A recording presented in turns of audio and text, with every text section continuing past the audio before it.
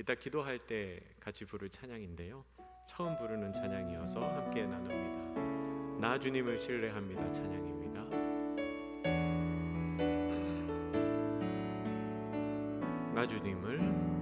나 주님을 신뢰합니다. 아직 보이지는 않지만 시작하신 주가 끝내 마치실 것을 온전히 나 신뢰합니다. 나 주님을 신뢰합니다. 아직 이해할 순 없지만 나보다 내 필요를 잘 아시는 주를 여전히 나 신뢰합니다. 주님이 주님 되시기에 나는 두렵지 않습니다. 내 믿음은 결과가 아닌 오직 주께만 있으니 나는 주 신뢰합니다. 한번 다시 불러볼까요? 나 주님을 신뢰합니다. 아직 보이지는 않지만 시작하신 주가 끝내 마치실 것을 온전히 나 신뢰합니다. 나 주님을 신뢰합니다. 아직 이해할 순 없지만 나보다 내 필요를 잘 아시는 주를 여전히 나 신뢰합니다. 주님이 주님 되시기에 나는 두렵지 않습니다. 내 믿음은 결과가 아닌 오직 주께만 있으니 나는 주 신뢰해 주님이 주님 되시기에 나는 두렵지 않습니다. 내 믿음은 결과가 아닌 오직 주께만 있으니 나는 주 신뢰합니다.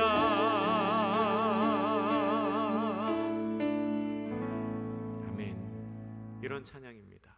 이따가 잘 하실 수 있겠죠? 잘 모르겠는데요. 네, 어찌됐든 주님을 신뢰하는 우리가 되기를 축복합니다. 사순절이 깊어가고 있습니다. 여러분, 사순절이 깊어가는 이때에 어떻게 잘 지내고 계십니까? 네, 사순절 한 말씀 한 기도 잘 참여하고 계신가요? 공동체 성경 읽기는 잘 하고 계신가요? 오늘은 대답을 안 하는 날인가요? 네, 괜찮습니다. 여러분, 우리가 성경을 읽다 보면 알게 되는 사실이 한 가지 있습니다. 특별히 생각해 보지 않으셨던 분들도 제가 지금 이 얘기를 하면 맞아, 그렇지 라고 생각하실 수 있을 것 같아요. 성경은요, 어떻게를 잘 말하지 않습니다. 어떻게 그 일이 되었는지 그거를 잘 이야기하지 않아요. 성경을 읽다 보면 그 일이 어떻게 되었는지 설명하는 장면은 참 드뭅니다. 대신에 성경은 누가에 관심이 있습니다. 누가 그 일을 했는지, 누가 그 상황을 만들었는지 거기에 관심이 있지요. 대표적인 예가 창세기에 나오는 천지창조 본문입니다. 창세기 1장 1절 어떻게 시작하죠? 태초에 하나님이 천지를 창조하시니라. 아멘. 하나님께서 분명히 천지를 창조하셨다고 말합니다. 하나님께서 빛이 있으라 하시니 빛이 있었고요. 하나님께서 궁창이 나뉘어라 하시니까 궁창이 나뉘었습니다. 그런데 어떻게 그 일이 일어났는지는 말하지 않습니다. 어떻게 천지가 창조됐는지, 어떻게 빛이 있을 수 있었는지는 이야기하지 않지요. 하나님께서 처음에 에너지를 만드시고 그 에너지가 오랜 시간 동안 응축되고 압축되다가 갑자기 대폭발을 일으키면서 우주를 형성했다는 그런 빅뱅 이론과 같은 설명이 성경에는 전혀 나오지 않습니다. 대신에 누가 그 일을 했는지만 밝히지요. 하나님이 그렇게 하셨습니다. 기적 사건을 설명할 때도 마찬가지입니다. 대부분의 기적은 우리가 기대하는 것과는 다르게 매우 간단하게 기록되어 있습니다. 저에게 기억에 남는 일이 한 가지 있는데요. 제가 초등학교 저학년 때인 것 같아요. 한 2학년이나 3학년 됐을 때였던 것 같습니다. 교회학교 예배를 드리는데 여호수아가 여리고성을 정복하는 장면이 그날의 본문이었습니다. 그런데 전도사님이 설교를 하시는데 여리고성이 무너지는 장면을 너무 리얼하고 재미있게 막 묘사를 하시는 거예요. 여리고성이 무너질 때 막 돌이 어떻게 떨어지고 사람들이 어떻게 피하고 그 성벽이 2개였는데 밖에서 이렇게 무너지고 안에선 이렇게 무너지고 막 그 장면을 너무 막 실감나게 묘사를 해주셨습니다. 제가 그 설교를 재밌게 듣고요. 성경은 이 이야기를 얼마나 흥미롭게 기록을 했을까? 그게 너무 궁금해서 집에 가서 찾아봤습니다. 집에 가서 찾아봤는데 성경이 뭐라고 기록하고 있을까요? 우리가 같이 한번 보겠습니다. 여호수아서 6장 20절 21절 말씀입니다. 같이 화면을 보면서 읽겠습니다. 시작. 이에 백성은 외치고 제사장들은 나팔을 불매 백성이 나팔 소리를 들을 때에 크게 소리질러 외치니 성벽이 무너져 내린지라.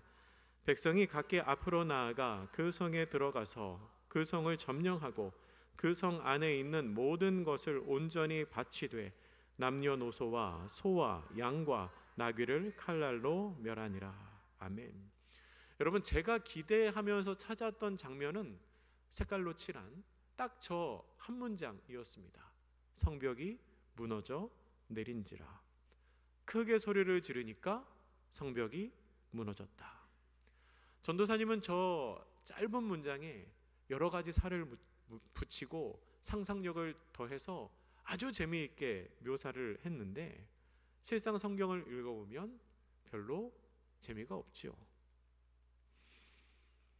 어떻게 무너졌는지도 설명을 하지 않을 뿐더러 그때 당시의 상황이 어땠는지도 말하고 있지 않습니다.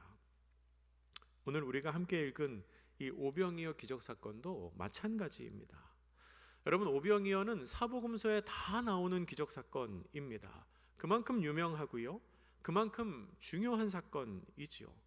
오병이어에 대한 설교 여러분 많이 들어보셨을 겁니다. 그런데 사실 오병이어에 대한 설교라고 하는 그 많은 설교가 사실은요, 예수님이 빌립에게 한 질문에 대해서 설명하는 설교, 혹은 안드레가 한 아이를 데리고 온 것에 대한 설교, 그리고 사람들의 숫자의 의미에 관한 설교, 남은 떡에 관한 설교가 많습니다.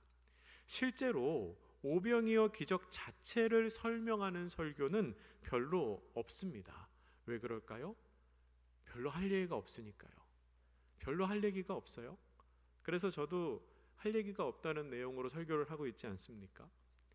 여러분, 성경에서 오병이어 사건을 어떻게 기록하고 있을까요? 오늘 보면 11절 말씀 우리 같이 한번 읽어보죠. 11절입니다. 시작. 예수께서 떡을 가져 축사하신 후에 앉아 있는 자들에게 나눠 주시고 물고기도 그렇게 그들의 원대로 주시니라. 아멘. 성경이 뭐라고 기록하죠? 예수님께서 축사하시고 나눠 주셨다. 이게 끝입니다. 예수님께서 기도하신 후에 나눠 주셨어요. 그리고 12절 첫머리에 보면 그들이 배불렀다. 이렇게 기록하고 있습니다. 나눠 주시고 배불렀다.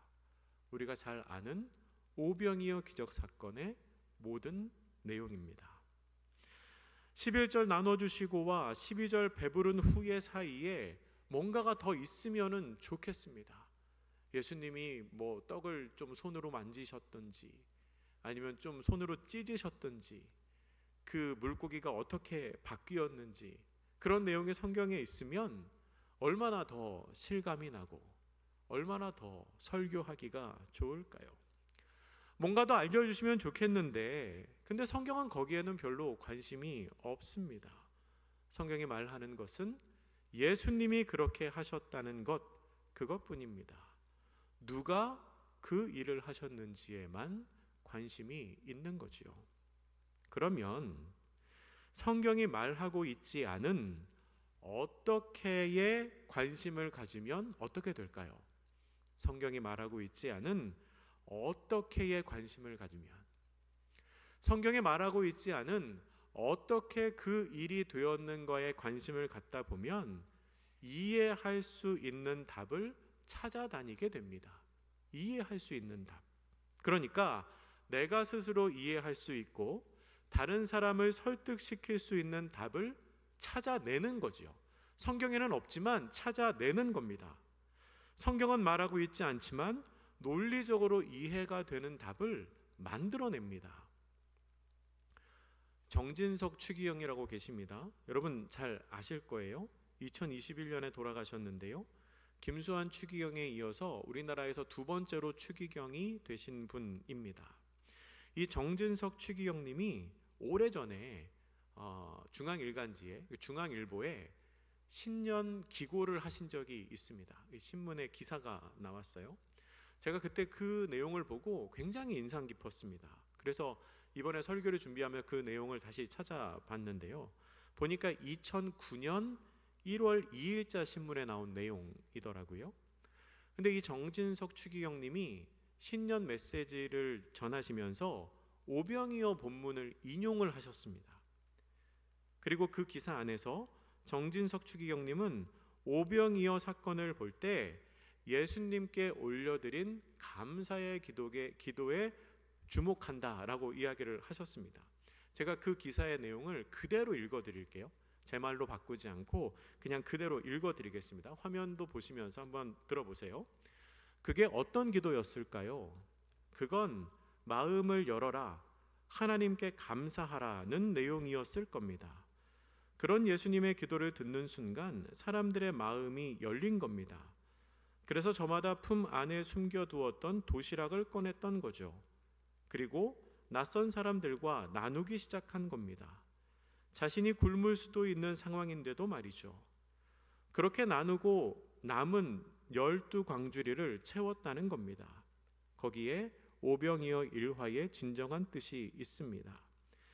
성경에는 물고기 한 마리가 두 마리, 세 마리로 불어났다는 기록은 없어요. 하늘에서 떨어졌다는 얘기도 없어요. 그럼 예수님이 보이신 진정한 기적은 뭘까요? 다름 아닌 꼭꼭 닫혔던 사람들의 마음을 여신 거죠. 사람들이 예수님의 마음, 예수님의 사랑으로 이웃과 도시락을 나누게 하신 거죠. 그것이야말로 진정한 기적이요. 지금 우리에게도 그런 마음이 필요한 겁니다. 라고 기사에 기고를 하셨습니다. 정진석 추기경님은 오병이어 기적을 예수님의 사랑에 감동한 사람들이 서로 도시락을 꺼내서 나누어 먹은 사건이라고 설명을 합니다. 여러분은 어떠세요? 그 설명을 듣고 여러분에게는 어떤 생각이 드십니까? 공감이 되십니까? 어떻게 그 기적이 일어날 수 있었는지 좀 이해가 되십니까? 제가 예전에 청년부 사역을 할 때 어떤 청년에게 이 내용을 이야기를 해주니까 그 청년이 얼굴이 환해지더라고요. 복음을 들은 것처럼 얼굴이 환해졌어요. 그러면서 자기도 그렇게 생각을 한다고 이야기를 하더라고요. 왜 그럴까요? 이해가 되니까. 그런데 여러분, 그렇게 볼 수도 있겠지만 제 생각은 좀 다릅니다. 아까 말씀드린 것처럼 오병이어 기적사건은 사복음서 모두에 기록된 사건인데요, 그런데 요한복음에만 나오는 특별한 내용이 있습니다. 바로 요한복음 6장 35절에 나오는 말씀입니다. 이 말씀 우리 화면을 통해 같이 읽습니다. 시작. 예수께서 이르시되 나는 생명의 떡이니 내게 오는 자는 결코 줄이지 아니할 터이요 나를 믿는 자는 영원히 목마르지 아니하리라. 아멘. 예수님 이 말씀에서 뭐라고 말씀하시지요? 내가 생명의 떡이다. 예수님은 오병이어 사건 이후 사람들과 주고받는 대화 속에서 스스로를 지칭하시면서 내가 생명의 떡이다 라고 말씀을 하셨습니다. 제가 금요일 저녁에 예수님의 기적 시리즈 설교를 하면서 처음에 말씀드렸던 내용이 있습니다. 뭔가 하면 예수님이 행하시는 기적은 표적이라는 겁니다. 표적이 뭐라고 말씀드렸지요? 표적은 의도가 있는 기적입니다. 그러니까 우리가 예수님의 기적 사건, 표적을 보았을 때에는 그 기적을 통해서 무언가 전하고자 하시는 메시지가 있다는 것을 염두하고 그 기적 사건, 표적을 보아야 한다고 말씀을 드렸습니다. 예수님이 행하신 기적의 표적이라는 의미는 그것이 예수님이 메시아이심을 드러내는 기적이라는 뜻입니다. 그러니까 예수님이 행하신 기적은 예수님이 메시아이심을 드러내는 표적이라는 거죠. 그리고 오병이어 사건 이후에는 예수님께서 그 표적을 설명하시면서 뭐라고 말씀하셨냐면 내가 생명의 떡이다 라고 말씀을 하셨습니다. 그러니까 내가 생명의 떡이기 때문에 나에게 오는 자는 결코 줄이지도 않을 것이고 나를 믿는 자는 영원히 목마르지도 않을 거라는 것이 예수님의 가르침이었습니다. 너희를 배부르게 할 수 있는 내가, 너희의 육신의 배를 불리게 할 수 있는 내가 너희로 하여금 영원히 배고프지 않게 만들 수 있는 메시아, 생명의 떡이시라는 거지요. 결론적으로 오병이어 기적 사건은 예수님께서 생명의 떡이심을 알게 하는 기적 사건이라는 겁니다. 그런데요, 예수님이 생명의 떡이심을 알게 하는 이 오병이어 기적 사건을 예수님의 기도를 들은 사람들이 서로 사랑하는 마음으로 도시락을 나누어 먹었다라고 설명을 한다면 생명의 떡이신 예수님의 의미가 좀 퇴색되지 않겠습니까? 서로 사랑하는 마음 좋지요. 도시락 나눠서 먹는 것도 좋지요. 그런 모습이 믿는 사람들에게 분명히 있어야겠지요. 그런데 오병이어 기적 사건을 보면서 어떻게 그 일이 일어날 수 있을까를 고민하다가 결국 하는 이해가 단순히 숨어 있었던, 숨겨놨었던 도시락을 나눠 먹는 사건으로 설명을 해버리면 많은 사람들이 배부르게 먹었던 상황 자체는 이해가 될지 몰라도 우리를 위해 자기의 몸을 내어주신 생명의 떡이신 예수님은 더 이상 그 오병이어 기적 사건에서 설 자리가 없다는 겁니다. 예수님의 기적 없어도, 생명의 떡이신 예수님 없어도 도시락 나눠 먹으면 배부르잖아요. 저는 그렇게 생각합니다. 우리는 오병이어 기적 사건을 보면서 어떻게 그런 일이 일어날 수 있는가를 궁금해하는 것이 아니라 그 일을 누가 하셨는가를 명확히 아는 것이 중요하다고 생각합니다. 방법은 모르지만 하나님께서 분명히 일하실 때가 있습니다. 왜 그런지는 모르는데 그렇게 되어 갈 때가 있습니다. 생각해 보면 병을 낫는 것도 어떻게 그렇게 되는지 우리는 모릅니다. 똑같이 수술을 받고 똑같이 약을 먹는데 누구는 잘 낫고 누구는 안 그런 경우가 있지요. 관계가 좋아지는 것도 어떻게 그렇게 되는지 모릅니다. 똑같은 말과 똑같은 행동을 해도 어떤 때는 좋고 어떤 때는 안 좋을 때가 있습니다. 형편과 상황이 좋아지는 것도 어떻게 하면 좋아지겠다는 계산이 나올 때도 있지만 실제로는 그렇게 되지 않을 경우가 더 많습니다. 제가 신대원 1학년 때요. 신대원 1학년 때 제 인생 처음으로 적자를 경험했습니다. 적자. 그러니까 그 전까지 제가 용돈을 받아서 쓰다가 신대원 1학년 되고 사역을 시작하면서 교육전도사 사역을 하면서 사례비를 받으면서 제가 버는 돈으로 생활을 하기 시작했습니다. 빠듯하게 한 달 한 달 이렇게 지내는데 어느 날 보니까 그 달에는 들어오는 돈보다 나갈 돈이 더 많은 겁니다. 제가 돈 계산을 하다가 깜짝 놀랐습니다. 물론 여기 계신 분들이 들으면 뭐 그런 걸 가지고 그러셨어? 그러실 수 있겠지만 그때 당시에는 그게 되게 저한테는 충격적이었습니다. 제가 주변 머리가 없어가지고 누구한테 말할 생각도 못하고 어떻게 하지 고민하다가 꼭 써야 될 돈부터 이렇게 하나씩 제하기 시작했습니다. 그러니까 제일 마지막에 남은 게 뭐냐면 식비더라고요. 식비, 밥값 다 빼고 나니까 2주, 열흘 동안 밥 먹을 돈이 없었습니다. 제가 그때 이제 주중에 기숙사에 살면서 주말에 집에 내려갔는데 토요일 주일에는 집에 가니까 밥을 먹을 수 있잖아요. 근데 월요일부터 금요일까지 5일 동안 2주 열흘 동안 밥 사 먹을 돈이 없는 거예요. 그래서 어떻게 하지 고민만 했습니다. 뭐 누구한테 가서 밥 사달라는 얘기도 못하고 돈 빌려달라는 얘기도 못하고 부모님한테 돈 달라는 얘기도 못하고 달라고 하면 주셨을 것 같은데 나중에 생각해 보니까 그런 생각도 못하고 그냥 고민만 했습니다. 여러분 제가 어떻게 됐을까요? 어떻게 됐을까요? 열흘 동안 한 끼도 안 굶었습니다. 한 끼도 안 굶었어요. 밥 사달라는 말 안 했고요. 돈 빌려달라는 말 안 했습니다. 근데 열흘 동안 삼시세끼를 한 번도 안 굶었습니다. 심지어는 평소에 먹지도 않던 아침도 다 챙겨 먹었습니다. 그냥 있으면 누가 와서 밥 먹으러 가자고 얘기합니다. 또 누가 와서 먹을 거 가져다 줍니다. 학교에 설교하러 오신 목사님이 전교생한테 밥을 다 삽니다. 세미나 들으러 갔더니 식권을 줍니다. 그렇게 해서 제가 밥을 다 챙겨 먹었어요. 첫째 주를 그렇게 보내고 둘째 주도 잘 먹고 잘 지내다가 금요일쯤 되니까 갑자기 그런 생각이 들었습니다. 하나님, 이제 그만 먹이셔도 됩니다. 그때까지 안 굶은 것만 해도 너무 감사하더라고요. 그래서 그날 그런 생각을 했어요. 9일 동안 먹이셨으니 하루는 금식해도 됩니다. 하나님, 그동안 먹여주신 것만 해도 너무 감사합니다.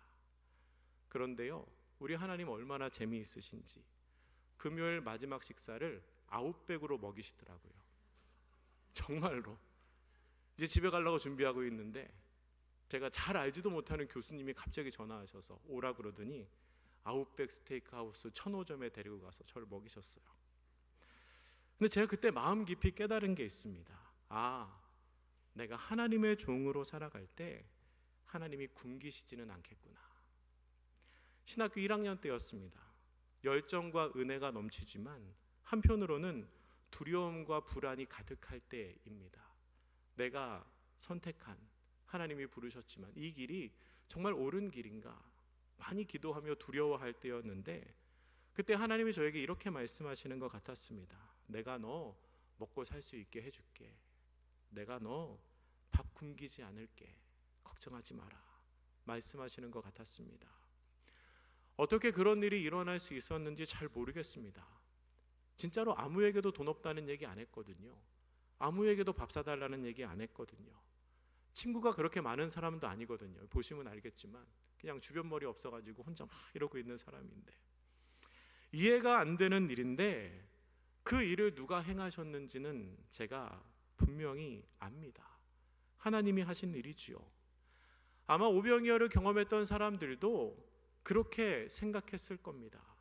어떻게를 궁금해하지는 않았을 것 같아요. 그저 필요를 채우시는, 나의 필요를 채우시는 그분 예수님께 감사했겠지요. 사랑하는 성도 여러분, 우리는 예수님의 기적을 바라볼 때 어떻게 하셨을까를 궁금해하기보다 주님이 하셨구나 라고 고백할 수 있어야 합니다. 기적을 대하는 우리의 태도는 이해가 아니라 고백이 되어야 합니다. 예수님이 내 삶의 주인이 되셨을 때 내가 다 이해하지 못해도 내 삶을 풍성히 채우시는 하나님의 은혜가 있음을 날마다 믿음으로 고백하는 저와 여러분들 되시기를 주님의 이름으로 소망합니다. 기도하겠습니다. 하나님, 보리떡 5개와 물고기 2마리로 5,000명을 먹이신 예수님의 기적을 우리가 믿습니다. 머리로는 이해할 수 없어도 주님의 일하심을 신뢰합니다. 그리고 그 주님의 기적이 우리의 삶에도 나타나기를 소망합니다. 주님, 우리와 함께하여 주시고 우리의 삶에 역사하여 주시옵소서. 감사드리며 예수님의 이름으로 기도드립니다. 아멘. 우리 함께 찬양하실 때 나 주님을 신뢰합니다 찬양 함께 나누겠습니다.